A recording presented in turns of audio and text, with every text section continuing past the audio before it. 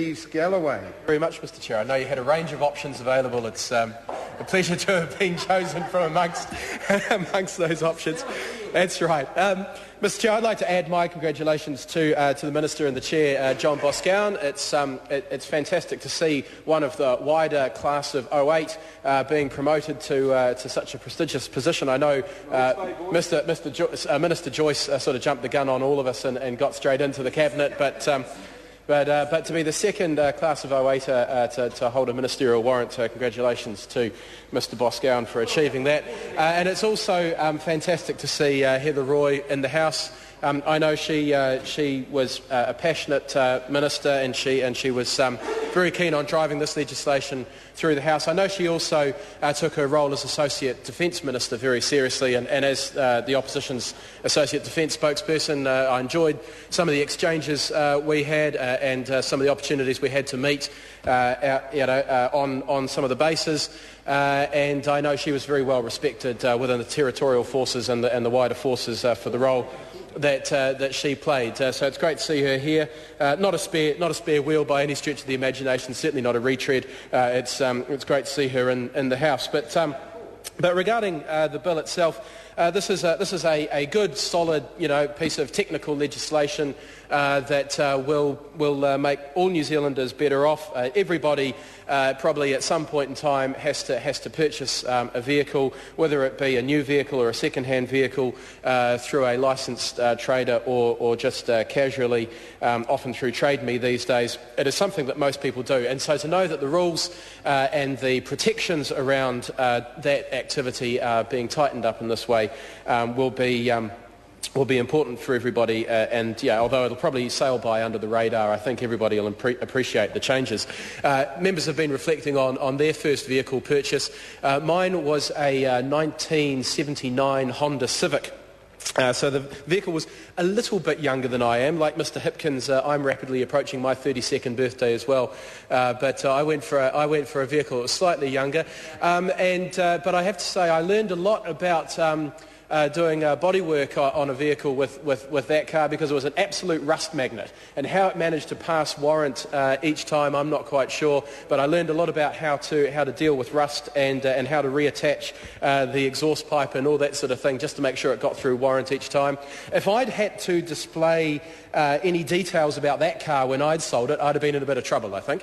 I don't think anybody would have wanted to purchase it, but that was probably right, because it wasn't too flash by the time I got rid of it, and I traded it in, and I really hope that the person who took it off my hands crushed it immediately. It would have been quite easy to crush, actually. Judith Collins would have known how to do it. It would have been quite an easy job. There wasn't a heck of a lot of metal left in it. It was all bogged by the time I'd finished with it. And then I was able to get something that was a little bit better. But yes, no, clearly, if the kinds of protections for consumers that are in this bill had been around when I got rid of that car, I would have found it very difficult to sell in that environment. The bill amends an act which was designed to protect consumers in relation to motor vehicle sales, it's not the most stunning piece of legislation. It won't make the headlines, but like I said, I think people will find it important to know that they've got those protections in place. The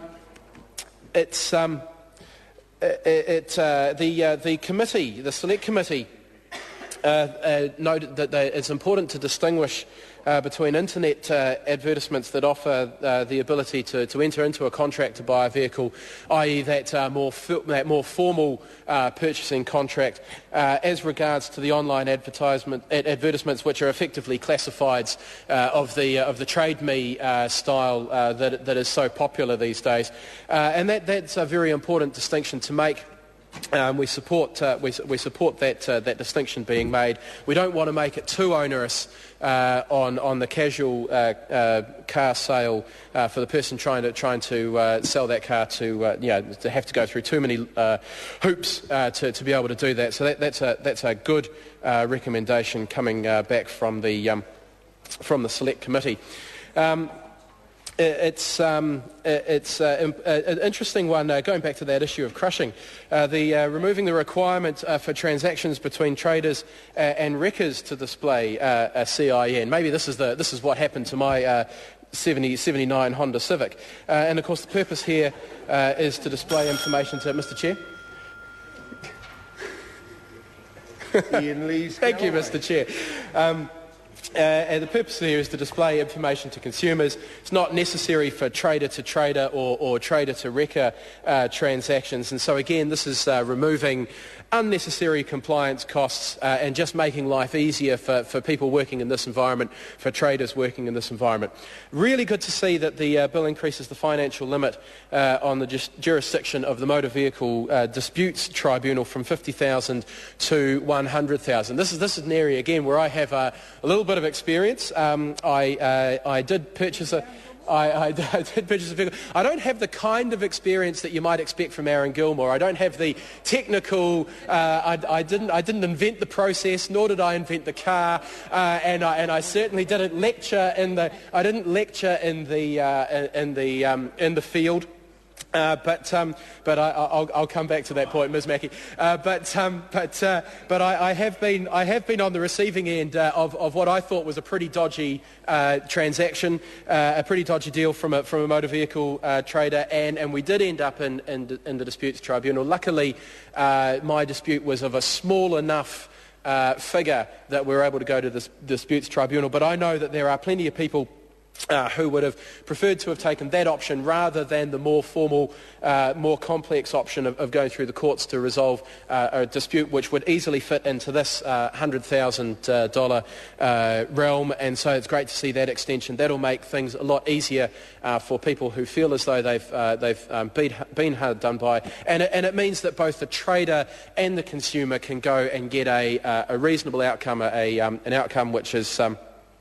which determines where the responsibility lay, and that's good news for both parties. This Act, of course, is an improvement on the Motor Vehicle Sales Act of 2003, which came into force in December 2003, and itself introduced a new regime for motor vehicle traders, which served to make traders more accountable and offered more flexibility to participate in the industry. New information disclosure requirements for used motor vehicles were introduced, and the Motor Vehicle Disputes Tribunal itself was established back then. So, again, a good piece of legislation introduced in response to the needs at the time, and it's great to see that this process, which was started, of course, by Labour when Labour was in government, progressing and finally seeing the progression that it deserves under this government. They've taken a little bit of time getting round to it, but it's good to see it now progressing under urgency in a way that will see it concluded in due course. And perhaps it won't be long before we run out of Labour bills to discuss in this manner. And by that stage, of course, there's probably time for another Labour government, and this kind of good stuff which protects consumers, protects their rights, will be back in play, and that progression on that work will be underway. But, Mr. Chair, this is a good piece of legislation. I think consumers around New Zealand will be very pleased to see it pass through the House, and it's been a pleasure to speak on it.